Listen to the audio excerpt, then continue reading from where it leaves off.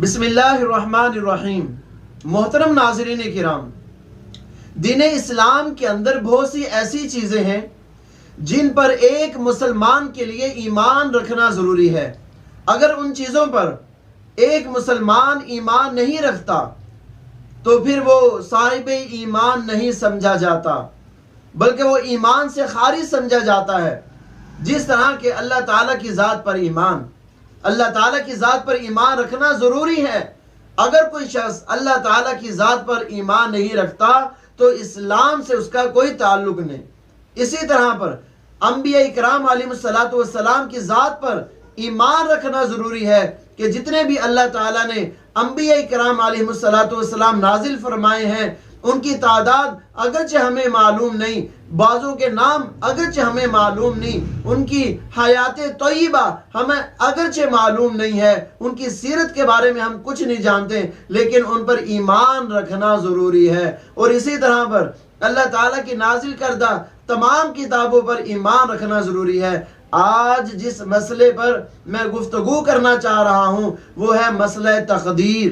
مسئلہ تقدیر پر بھی ایمان رکھنا ضروری ہے۔ اگر تقدیر پر ایمان نہیں رکھتا تو وہ صاحب ایمان نہیں ہو سکتا۔ اور تقدیر کے معاملے کو بہت تفصیل سے بیان نہیں کیا گیا، اور تقدیر کے معاملے میں الجھنے سے بھی منع کیا گیا ہے۔ بہت سے لوگ ایسے ہیں جو تقدیر کے مسئلے کو لے کر گمراہ ہو گئے، انہیں سمجھ ہی نہ آ سکا کہ معاملہ تقدیر ہے کیا۔ اور اس سے پہلی قوموں میں بھی بہت سے لوگ ایسے گزرے جو مسئلہ تقدیر میں الجھے اور گمراہی کا شکار ہو گئے۔ مسئلہ تقدیر اللہ تعالیٰ کے اندازے کا نام ہے۔ ایک ہے ہمارا اندازہ اور ایک ہے ہمارے اللہ کا اندازہ۔ جس اللہ نے ہمیں پیدا کیا، صرف ہمیں ہی نہیں بلکہ ساری کائنات کو وجود بخشا، وہ اللہ، اس کا اندازہ، اس اللہ کے اندازے کا کیا عالم ہوگا۔ تقدیر کیا ہے؟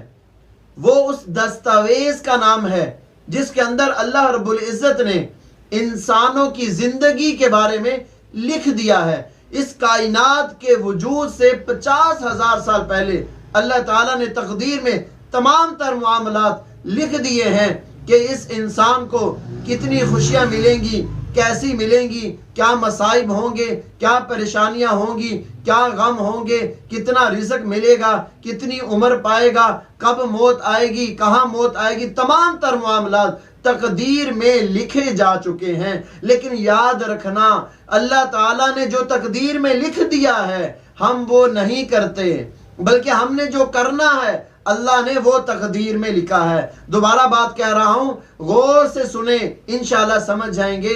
اللہ نے جو تقدیر میں لکھا ہے ہم وہ نہیں کرتے، بلکہ ہم جو کرتے ہیں اللہ نے وہ تقدیر میں لکھا ہے۔ اللہ نے اپنے اندازے سے لکھا ہے، اور اللہ کا اندازہ کامل ہے۔ اللہ رب العزت جانتے ہیں ہر شخص کے بارے میں کہ یہ دنیا میں جا کر کے کیا عمل کرے گا، کس طرح سے کرے گا۔ اللہ رب العزت کو مکمل طور پر ہر چیز کا علم ہے، اور اللہ رب العزت نے اس کو تقدیر میں بند کر دیا ہے۔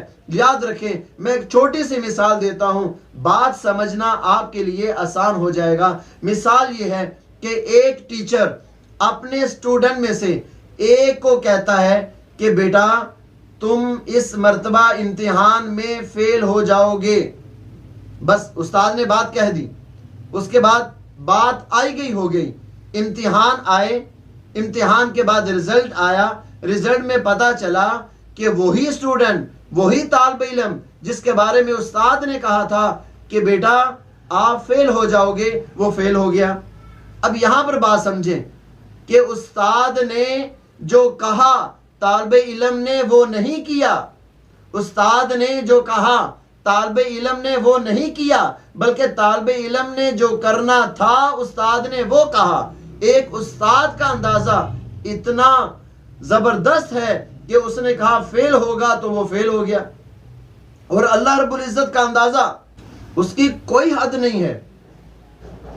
بس اسی بات کو آپ سمجھیں کہ اللہ تعالیٰ نے جو تقدیر میں لکھا ہے ہم وہ نہیں کرتے، بلکہ ہم نے جو کرنا ہے اللہ نے وہ تقدیر میں لکھ دیا ہے۔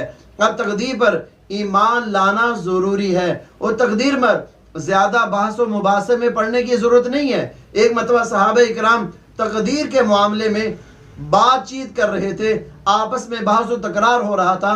نبی پاک صلی اللہ علیہ وسلم تشریف لائے تو آپ صلی اللہ علیہ وسلم نے ناراضگی کا اظہار فرمایا. آپ صلی اللہ علیہ وسلم کا چہرے کا رنگ متغیر ہو گیا، ایسا ہو گیا جیسا کہ انار ہوتا ہے. اس معاملے میں الجھنے کی ضرورت نہیں ہے. کیوں؟ انسان جب دین اسلام کے معاملات میں اپنی عقل کو استعمال کرے گا تو پھر اس کا نتیجہ گمراہی ہوگا.